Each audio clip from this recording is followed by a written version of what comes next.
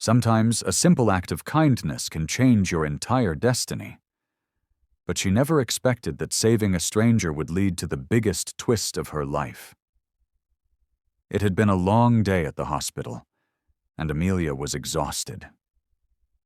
As a young nurse working double shifts to support her younger brother, she barely had time to breathe.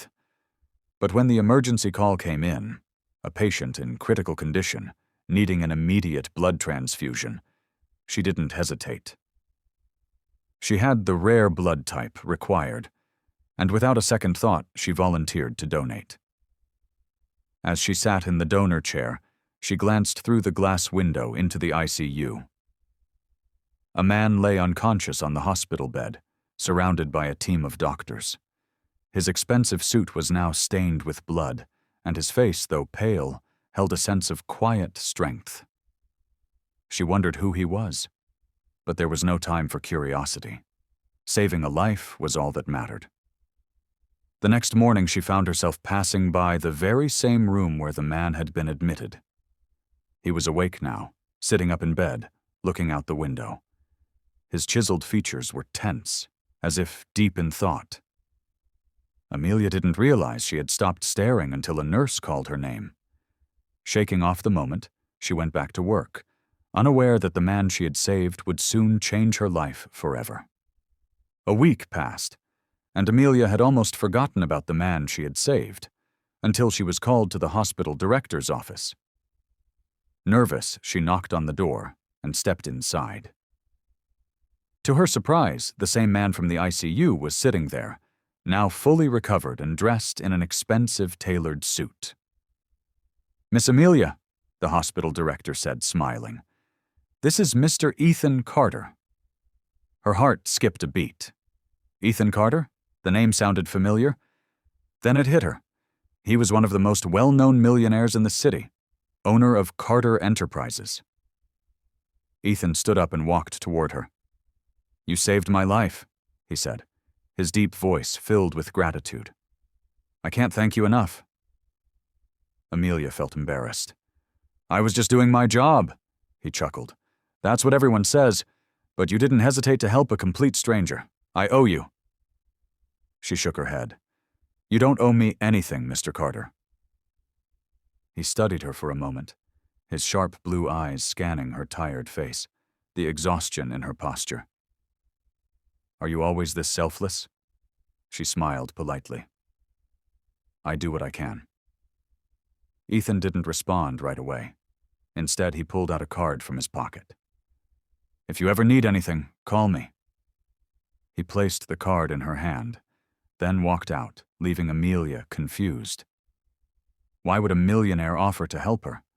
And why did she have this strange feeling that this was just the beginning? Days passed, and Amelia went back to her normal routine, though she kept Ethan Carter's card in her bag. She never planned to use it, until a sudden crisis changed everything. One evening, she received a call from her younger brother, Jake. "Amy, it's Mom. She collapsed." Her heart pounded. Their mother had been struggling with a heart condition, but they never had enough money for proper treatment. Amelia rushed to the hospital where she worked, watching helplessly as doctors wheeled her mother into emergency care. The doctor came out minutes later with a grim look. "She needs immediate surgery, but—" He hesitated.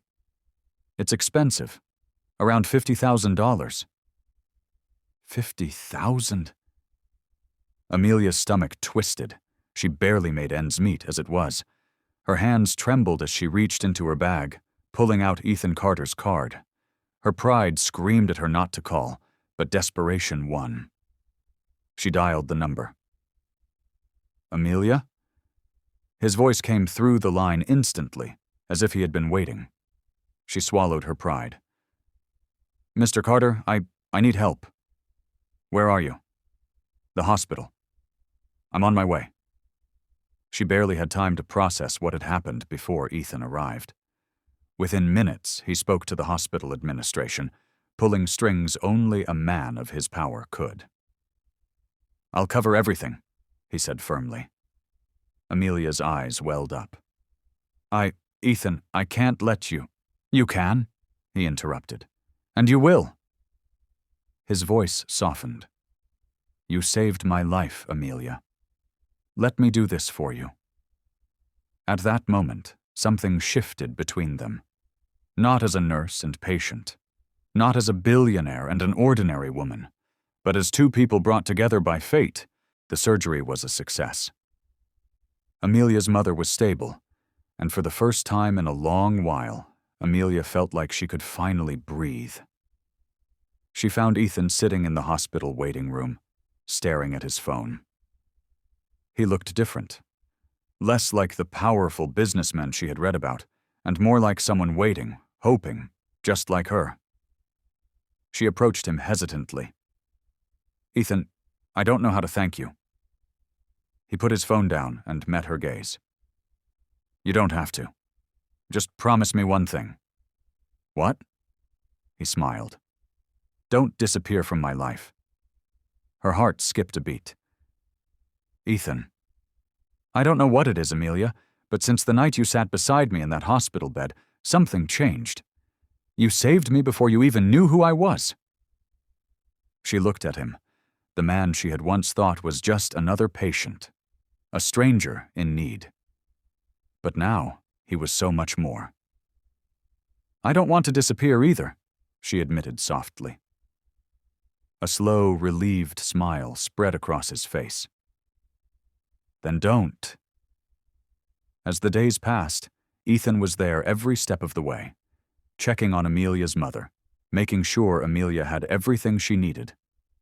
Their bond deepened, not because of money or circumstances, but because of something real.